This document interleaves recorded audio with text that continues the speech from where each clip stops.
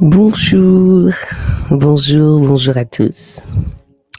Tata Armel. Comme tous les dimanches, on se retrouve dans cette rubrique qui va passer sous forme de première sur YouTube. Et j'espère que vous allez bien. J'enregistre cette vidéo maintenant, il est 12h52 et elle sera diffusée à 14h. Avant, je faisais passer à 14h30, mais je vais la programmer pour 14h. Alors, bonjour à tous. Encore une fois, au risque de me répéter. Merci Seigneur pour ce temps. Merci Seigneur de faire encore ce que tu veux. Merci Seigneur de te révéler encore à quelqu'un qui va passer ici. Merci Seigneur de toucher, d'enseigner, de mettre encore en lumière, Père éternel, les choses que les uns et les autres ne comprennent pas. Ce sont tes enfants, Seigneur, qui ont besoin d'avoir ta révélation. En espérant, Papa, qu'ils soient encore renouvelés de cette révélation, Père éternel, qui va les amener, mon Dieu, mon roi, à être meilleurs et à faire les choses différemment. Que toute la gloire, Père éternel, et l'honneur t'appartient. C'est toi qui as la révélation, Seigneur. C'est toi qui montres les choses. Et depuis la nuit des temps, Seigneur, tu as montré, tu as toujours montré. Et je prie seulement encore en ces débuts d'après-midi, Seigneur, et en ce moment, que toutes les personnes qui vont passer, Père éternel, que toutes les personnes qui vont écouter, Papa, cette vidéo, qui soient touchées, et que ton esprit, Père éternel, qui est l'esprit de vérité, puisse encore se révéler, Seigneur. Parce que moi, je crois en toi. Je crois que tu es vivant. Je crois que tu touches à celui qui a le cœur disposé, celui qui te cherche avec un cœur sincère. Et pour ceux qui ne te connaissent pas, Yahweh, que tu puisses encore te révéler à eux dans toute la douceur et l'amour que tu peux avoir en tant que Père, en tant que Dieu, en tant qu'épouse, en tant qu'époux. Béni sois-tu, mon Dieu, mon roi. Béni sois-tu et que ce temps arrêté encore soit pour ta gloire, pour ton intérêt. Au nom de Jésus. Amen, amen, amen. Waouh! Alors, aujourd'hui, le Seigneur m'a mené dans une autre direction. Je ne sais pas si vous allez écouter le son de cette mélodie qui passe, mais de mon côté, elle est un peu forte. Donc, je vais diminuer. Waouh! Merci Seigneur. Comme je disais tantôt, on ne va pas parler de l'intimité avec Dieu, mais la lecture que je vais faire sur le chapitre 72 est sous forme aussi d'une intimité. Vous allez voir un petit peu comment David a fait. J'en ai souvent parlé et le Seigneur permet qu'aujourd'hui, je puisse parler de ça, que je puisse vraiment rentrer en profondeur de ce chapitre que je vais lire. Et vous savez, mon amour de la lecture, surtout la lecture biblique. J'espère que vous allez bien et j'espère que vous êtes bénis de ce qui se passe sur cette chaîne. J'espère que vous apprenez. J'espère que vous n'êtes pas juste des consommateurs, mais que vous comprenez le sens et que par la petite participation que je fais, ça vous ouvre l'esprit et que vous comprenez certaines choses, surtout dans le nom de Jésus. Il se peut que vous entendez tellement de bruit ici et là. Je parle ici vraiment à ceux qui sont disciples, à ceux qui ont décidé de marcher avec Jésus. Donc je parle à mes frères et sœurs, mes vrais frères et sœurs, ceux qui sont convertis, ceux qui ont compris, ceux qui sont convertis et ceux qui ont donné leur vie à Jésus correctement. Que le Seigneur vous fortifie, que le Seigneur vous donne la force par rapport à l'œuvre qu'il a pu mettre dans vos cœurs. La Bible nous dit que nous ne devons pas avoir peur, que notre cœur ne doit pas se troubler, parce que la parole a déjà été lâchée depuis tout le temps. C'est à nous de l'attraper, c'est à nous de la saisir, c'est à nous de de comprendre en fait et d'être au pied de la croix. Si je vous lis ce chapitre, c'est parce que David a prié pour son fils. Il a amené son fils Salomon devant le Seigneur. Et souvent, nous, parents, on a tendance pour certains. C'est une révélation que je veux donner à chacun de nous pour que vous compreniez que nos enfants ont besoin, on doit bénir nos enfants. On doit les bénir. Alléluia. Merci Seigneur pour ta lecture. Dans ma Bible à moi, le titre c'est le royaume messianique. Le royaume messianique. Vous savez, c'est comme on dit des juifs messianiques. Ce sont les juifs qui ont rencontré Jésus, en fait. Ce sont eux qui ont eu la révélation de Christ. On les appelait les juifs messianiques, qui ont eu cette révélation de Christ, de Mashiach, Yeshua, et qui ont eu beaucoup de ruptures en faire avec leurs parents aussi. Beaucoup, ils ont été séparés, un peu comme font les musulmans. Quand leurs enfants ont la révélation des Christ, ben, on les chasse, on les renvoie. Donc, cette séparation et cette violence que le parent peut avoir parce que ils prétendent n'être musulmans. Et donc, voilà. Donc, c'est pourquoi on dit le messianique. Je vous donne juste le sens de messianique, hein, parce que, voilà, je voyais, en tout cas, j'aime bien que vous allez chercher aussi. C'est pas mauvais. Parce que, comme j'aime souvent dire, je me présente déjà ici comme une enseignante. Et pour toi qui ne me connais pas, moi, c'est Tata Armelle. Je suis ici en live le lundi, le jeudi et le vendredi. Et le but ici, c'est de vraiment parler de Jésus, lire la Bible. Parce que le slogan ici sur EVE, c'est aimer Jésus, lire la Bible, prendre conscience du péché ou prendre conscience de tes péchés. Bien sûr, c'est quand on écoute la parole qu'on se prend conscience de qu'est-ce que c'est le péché et de s'autocritiquer. S'autocritiquer, donc l'autocritique ou s'auto-évaluer. Mais j'aime bien s'autocritiquer parce que c'est bien de... C'est pourquoi vous avez la rubrique de tous les mercredis qui nous parle d'autocritique, s'auto-améliorer. Dans autocritique, il y a aussi s'auto-s'améliorer. Donc, voilà un petit peu qui je suis. Le Seigneur a pris mon cœur. Et c'est de ça que mon cœur brûle de pouvoir venir lui parler de lui, venir vous parler de lui. Parce qu'il fait partie de ma vie. Et aujourd'hui, je le sers. C'est lui qui me tient la main. Il est mon espoir. Il est ma respiration. Vous avez vu comment j'ai soupiré là? Et même cette respiration veut dire quelque chose. Est-ce que vous savez ça? Cette respiration de... C'est comme si on disait tout simplement Yeshua. C'est juste un petit mystère que je vous donne comme ça. Non, plutôt pas mystère, mais révélation que je vous donne comme ça. Alors, on va lire. Moi, je conseille toujours d'avoir des bibles support, hein, c'est-à-dire une bible réelle où vous pouvez stabiloter, vous pouvez prendre le temps de venir repasser, de voir ce que vous avez marqué et ainsi de suite. Et soyez attentifs à la lecture. Soyez attentifs à la lecture, c'est-à-dire écoutez cette lecture soigneusement et prenez le temps de réécouter la vidéo, surtout partagez. N'oubliez pas de liker aussi. On partage, on like, voilà. Ça donne la force aussi à la chaîne.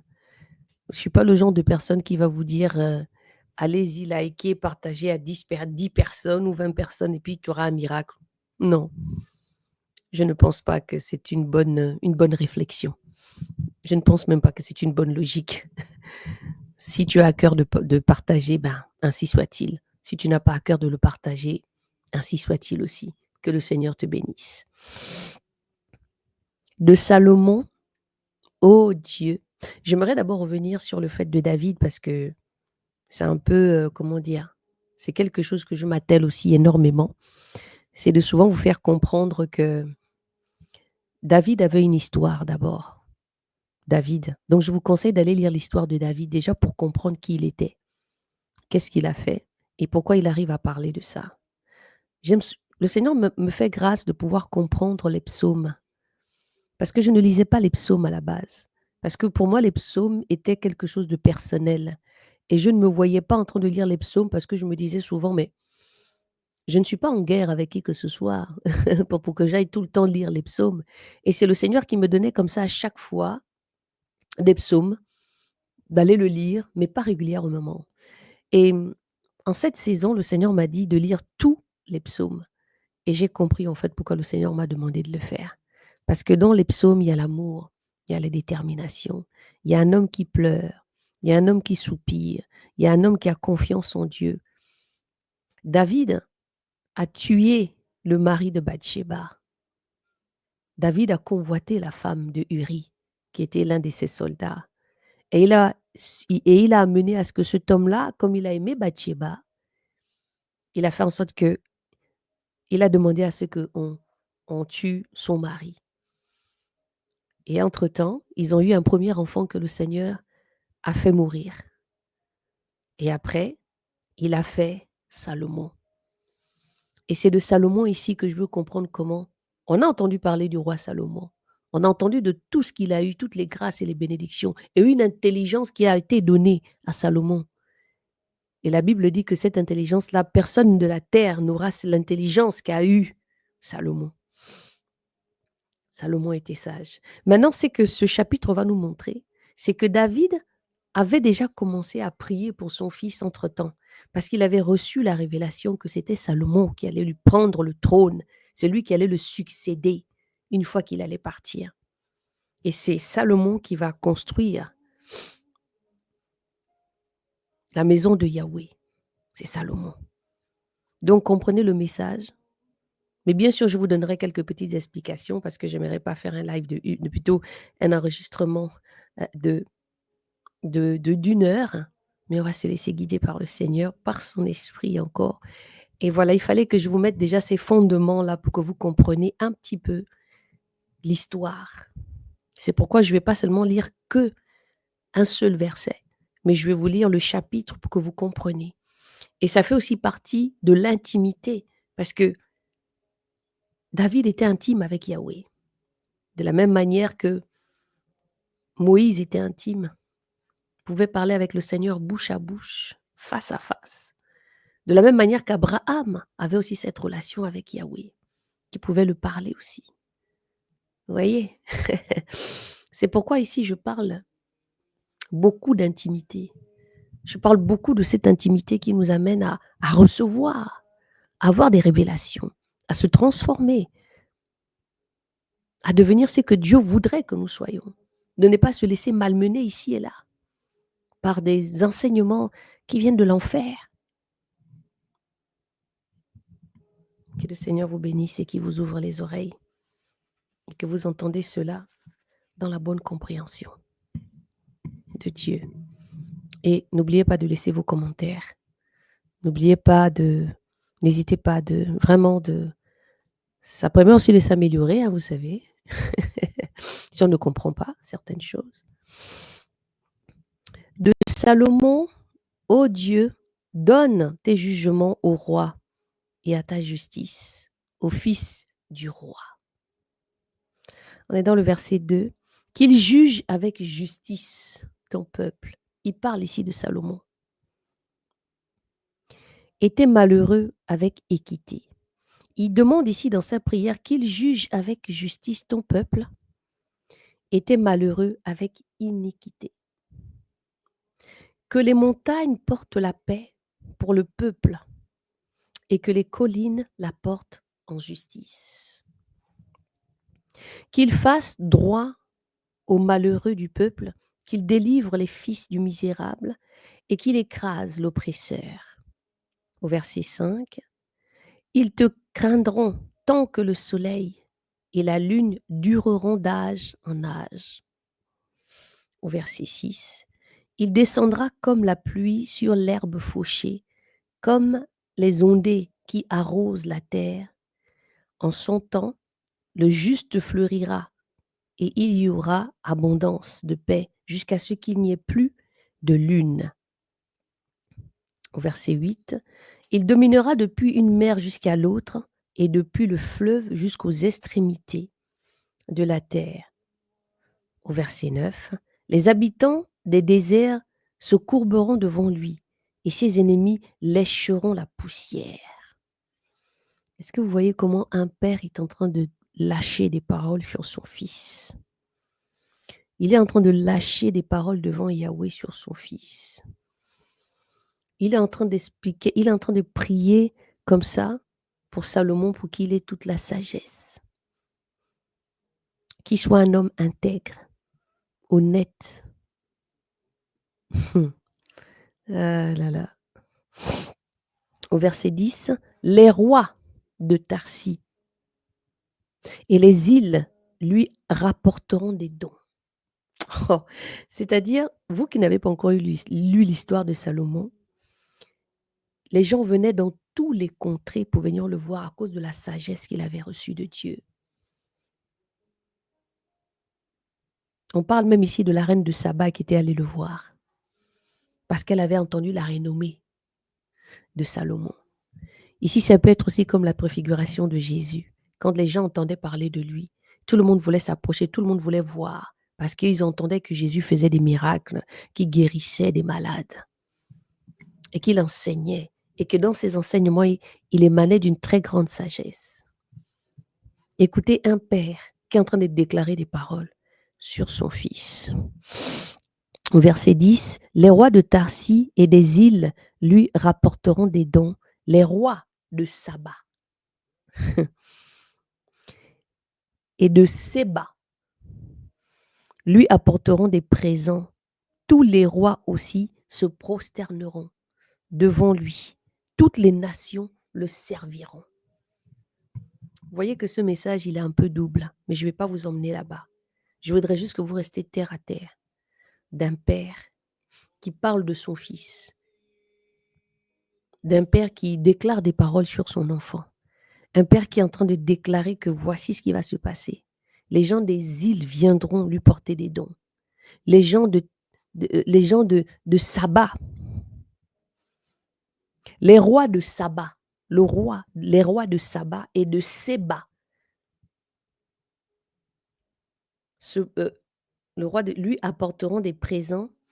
Au verset 11, tous les rois aussi se prosterneront devant lui, toutes les nations le serviront, car il délivrera le pauvre qui crie vers lui, l'affligé et celui qui n'a personne pour l'aider. Il aura compassion du pauvre et du misérable, et il sauvera les âmes des misérables. Il garantira leurs âmes de la fraude et de la violence, et leur sang sera précieux devant ses yeux. Alléluia. Il y a beaucoup d'histoires comme ça quand on lit le livre de Salomon. Par exemple, les deux femmes qui ont dormi ensemble, les deux avaient un enfant. Il y a une qui était insensée quand elle a dormi, elle a étouffé son gamin et elle a pris l'enfant de l'autre. Et donc l'histoire, elles se sont levées le matin, celle qui savait qu'elle avait écrasé son enfant est allée et elles ont commencé à se disputer en disant c'est mon enfant, non, c'est pas ton enfant, c'est mon enfant. Et l'histoire est arrivée à Salomon. Salomon a dit ok, comme les deux mamans sont en train de s'arracher les cheveux, celle qui avait l'enfant vivant savait que c'était son enfant. Salomon a dit ok, on va alors tuer cet enfant-là. Et comme ça, ni l'un ni l'autre ne va avoir cet enfant. Et quand il fallait le faire, la dame qui appartenait à l'enfant a dit non, non, non, ne faites pas ça, c'est pas grave, donnez-lui l'enfant. Et c'est comme ça que Salomon a su que l'enfant appartenait à la dame. Dieu lui avait donné une telle sagesse. C'est pourquoi, prenez le temps d'aller lire vraiment l'histoire de Salomon. Il a terminé très mal après, avec une histoire assez compliquée, mais je ne veux pas arriver là. C'est pas là où je vais vous emmener. Je voudrais d'abord que nous restons sur un père qui prie pour son fils, un père qui déclare parce qu'il a la révélation que cet enfant-là, c'est lui qui va porter les responsabilités, la continuité de ce qu'il était. Parce qu'il avait d'autres enfants. David avait d'autres enfants. On parle ici d'Absalom. Absalom et d'autres aussi qu'il a eu avec les concubines à côté. Mais c'était cet enfant qu'il a fait avec Bathsheba. C'était la lignée. C'est comme Abraham, c'est comme Abraham et Sarai. Ismaël n'était pas l'enfant de la destinée. C'est comme Jacob et Rachel avec sa sœur Léa. C'était les enfants de Rachel qui étaient les enfants de la destinée. Est-ce que vous comprenez? Alléluia. Venez vous inscrire à l'école biblique EVE. Nous ouvrons les classes le 29. L'école s'ouvre. Donc, si tu sens que tu as besoin d'apprendre, réfléchis bien parce que c'est une école. Ce n'est pas un rassemblement pour étudier, c'est une école. D'accord? Avec des cours, avec des réflexions, avec des recherches, avec un temps de partage, avec des jeux du travail de groupe. D'accord? Beaucoup de lectures, d'exercices. Donc, ce n'est pas un amusement. C'est vraiment quelque chose qui est sérieux. Parce que c'est comme ça que Dieu veut que je fasse les choses. Donc, que le Seigneur vous bénisse. Et aujourd'hui, j'ai compris qu'il y a beaucoup d'informations que je ne peux pas donner parce que tout le monde n'a pas la même compréhension. Donc, je donne en fonction de ce que Dieu voudrait nous enseigner à cet instant même pour que nous comprenions et pour que tu comprends ce que Dieu veut te dire à l'instant. Ah, le verset 12. Car il délivrera le pauvre qui crie vers lui, l'affligé est celui qui n'a personne pour l'aider. Il aura compassion du pauvre et du misérable, et il sauvera des âmes des misérables. Au verset 14, il garantira leurs âmes de la fraude et de la violence, et leur sang sera précieux devant ses yeux. Au verset 15, il vivra donc et on lui donnera de l'or de sabbat. Et on fera des prières pour lui continuellement. On le bénira chaque jour. Est-ce que vous voyez un peu comment un père est en train de lâcher des paroles sur son fils? Parce qu'il avait une responsabilité. Et même Salomon, quand Yahweh vient se manifester à lui dans son sommeil, dans son songe, le Seigneur, Yahweh lui pose la question, qu'est-ce que tu veux que je te donne? Et il dit, j'aimerais avoir la sagesse de pouvoir gérer le peuple que mon père m'a laissé, parce qu'ils sont nombreux, donc je voudrais être sage.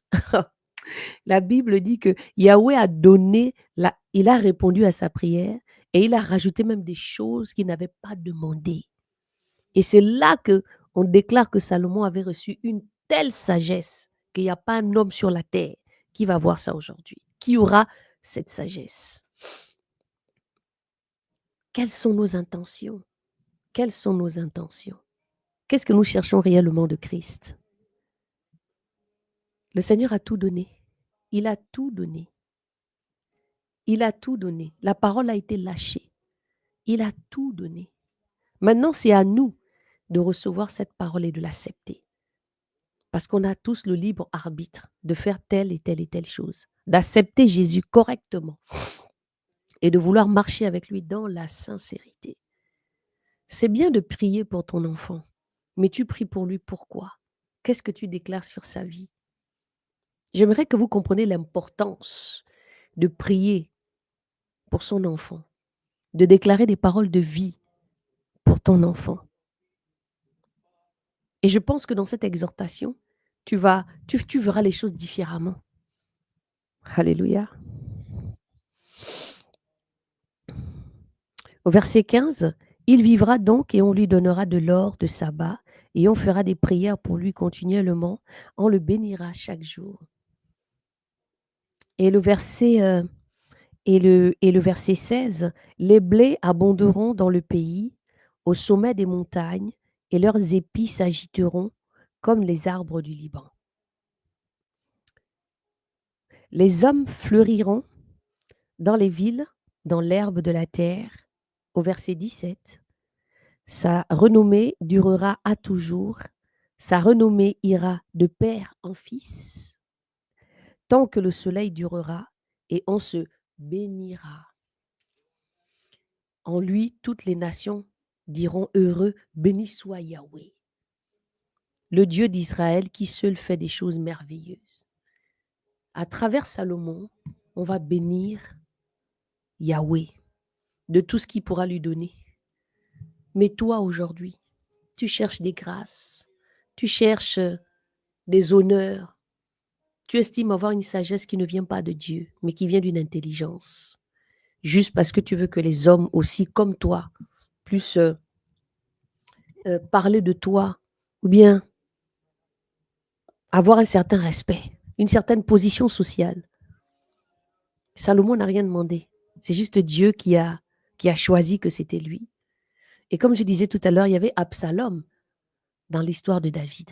Absalom, c'était aussi l'un de ses fils. C'était le fils de, de, de, de, de- de David. C'est lui qui a poursuivi son père jusqu'au bout. Parce que David a eu les conséquences de l'histoire avec Bathsheba. Il y a eu l'inceste dans la famille de David. Il y a l'un de ses filles qui a déviergé sa propre sœur. Et après, il y a eu des guerres entre frères qui se sont tués entre eux. On ne parle plus de cette fille-là parce que quand elle a été agressée comme ça sexuellement par son frère, on ne sait pas ce qui s'est passé. Mais David en a beaucoup souffert. Il ne voulait même pas qu'on tue son fils. C'est l'un de ces mercenaires qui a tué le fils qui a tué Absalom, qui a été accroché à un arbre avec ses cheveux. Et la Bible dit qu'il était beau de figure et beau de taille. Et la Bible dit encore une fois que David avait le cœur selon Yahweh. Allez-y comprendre des fois cette métaphore. Allez-y comprendre des fois comment nous sommes, nous les hommes. C'est pourquoi rien n'est acquis avec le Seigneur. Rien n'est acquis avec lui. Nous devons faire attention dans notre marche. Nous devons faire attention de comment des gens que nous fréquentons, la conversion, la détermination, la conscience de se dire, mais est-ce que c'est avec Dieu qu'on veut marcher ou pas? De savoir exactement ce qu'on veut. Amen. Béni soit Yahweh Yahweh Dieu, le Dieu d'Israël qui seul fait des choses merveilleuses. Béni soit éternellement son nom glorieux et que toute la terre soit remplie de sa gloire. Amen. Oui, Amen. Fin des prières de David, fils d'Isaïe. Vous vous rendez compte? On dit fin des prières. Voici la prière que David a fait pour son fils. Maintenant, vous, parents, ici. Ce message va concerner tout le monde. Hein, parce que chaque parent a des désirs différents avec ses enfants. Il y en a qui vont prier pour que son enfant soit riche. Il y en a qui vont prier pour que sa fille rencontre un homme, un milliardaire. Il y en a qui vont prier pour que les enfants réussissent dans des études, devenir avocat, devenir médecin ou je ne sais. Il y en a qui vont prier pour que leurs enfants, logiquement, des parents réfléchissent à comment ils veulent que leurs enfants, enfin, ils prient logiquement hein, quand on a des bons parents. Mais je pense qu'avec cette prière de David, vous allez comprendre les choses différemment. David savait quel était le plan de son fils vis-à-vis de Yahweh. Parce qu'il avait compris que c'était la vie de son fils était liée aussi à cet héritage. Donc cette passation. Aujourd'hui, nous voyons dans l'Église souvent les pasteurs qui ont construit des choses et qui mettent leur fils. Après, là, c'est le cas de David. David savait que c'était son fils qui allait construire la maison de Yahweh. Donc voilà, et pourtant il avait plusieurs fils, mais c'était que celui-là. Et je sais qu'aujourd'hui, dans les églises, souvent, on met des enfants. Je ne sais pas si c'est la volonté de Dieu, mais tout doit marcher selon la volonté de Dieu. Aujourd'hui, moi, dans l'œuvre que le Seigneur me donne avec EVE ici qui veut dire eau de vie édifie, EVE ici qui est Ève aussi, quand on le voit dans ce sens. Et nous voyons que Ève ici aussi, c'est quoi? Ève, c'est la femme. Et finalement, l'œuvre que je mène actuellement, il y a beaucoup de femmes qui viennent apprendre. Parce que dans mon ministère, ce n'est pas seulement l'enseignement biblique, mais je mets toujours l'enseignement biblique en avant parce que je trouve que c'est très important pour une vie épanouie, d'abord de connaître de Jésus, qui il est, les bases, pour qu'après on puisse avancer Moi, j'aime d'abord que les gens soient informés de qui est Jésus et comment et quelles sont les instructions qu'il faut prendre par rapport à lui. Après, chacun décide s'il veut continuer, s'il veut avancer. Parce que j'ai remarqué que la méthode, d'apprendre, ça, c'est compliqué pour certains. Mais je prie que vous compreniez que c'est pour votre bien. Parce que souvent, les chrétiens, entre guillemets, n'aiment pas être dans cette pédagogie d'études parce qu'ils estiment qu'il y a le Saint-Esprit. Mais Dieu, il est le Dieu de l'ordre. Donc cette prière ici, c'est que toi, à chaque fois que tu vois ton enfant, logiquement, tu dois l'imposer les mains. Tu dois déclarer, de dire à Dieu, Seigneur, voici mon fils. Seigneur, voici ma fille. Seigneur, voici mes enfants. Un parent sait toujours quel est l'enfant. Un parent qui observe ses enfants, voit ce qu'il y a, voit les grâces de ses enfants, voit qui est qui. On peut être 5 dans une fratrie, mais avoir tous des comportements différents. Chacun avec ses rêves. Même les jumeaux ne fonctionnent pas de la même manière. Parce que les vrais jumeaux, ce sont qui ont un seul cordon. Liés les deux, ce sont des vrais jumeaux. Alors imaginez-vous un peu que même les jumeaux, qui sont dans le même ovule, ils vont être différents. Mais quand un parent observe son enfant, il sait que lui, là, il a quelque chose. Et des fois, le Seigneur peut lui communiquer en lui disant, voici, je vais marcher avec elle, je vais marcher avec lui. Mais la responsabilité d'un parent ici, je dis, c'est d'amener à bien, c'est de prier, de ne pas aller imposer. Nous tous, on l'a fait hein, quand on n'était pas des chrétiens. On voulait que les enfants, on fasse ci, fasse ça. On a le droit de soupirer en tant que parent. Là, je vais parler en tant que parent. On a le droit de soupirer en tant que parent, mais toujours avoir à la fin, parce que ces enfants appartiennent d'abord à Dieu. Ils ne nous appartiennent pas, hein. Ils appartiennent d'abord à Dieu. C'est l'une des premières responsabilités que le Seigneur nous donne. Vous voyez, ils appartiennent d'abord à Dieu. Et donc, la première chose, c'est de dire, Seigneur, je te confie, ce sont tes enfants, que tu aies le dernier mot dans leur vie. Voici ce que moi je souhaite, voici ce que moi je pense, mais que ta volonté soit faite dans leur vie.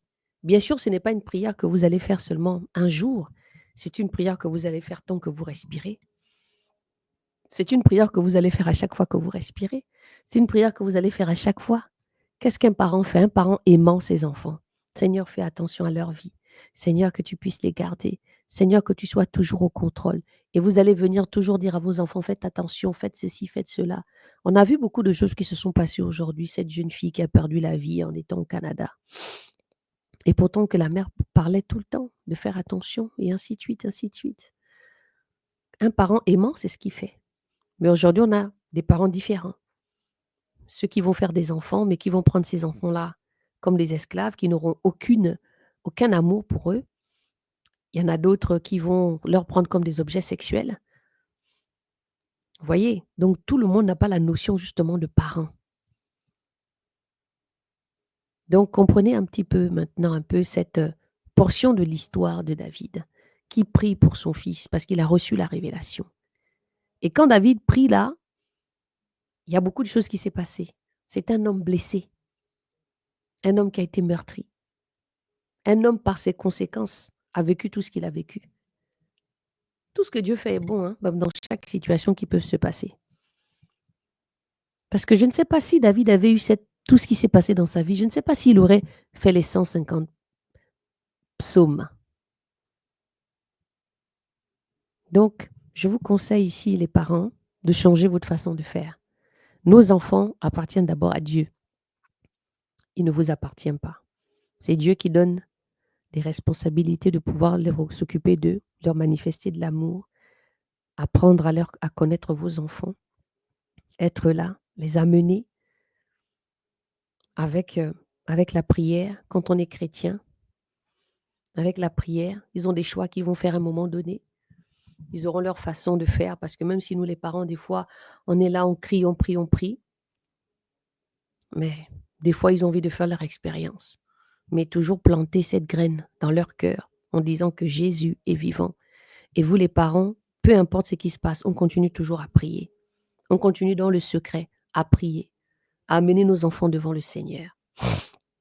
Et le Seigneur, par sa grâce, il fera. Le Seigneur ne fait jamais les choses comme nous on veut. Il fait toujours les choses quand lui, il veut. Donc, soyons patients. Et voyez comment David pouvait déjà déclarer des choses. David pouvait déjà déclarer les choses sur Salomon. Ce n'était même pas encore arrivé. Qui disait déjà que des rois de Saba viendront se prosterner, lui apporteront des présents. Et pourquoi nous, on ne peut pas le faire? J'ai dit toujours que la Bible a déjà toutes les histoires. C'est vraiment la notice du chrétien.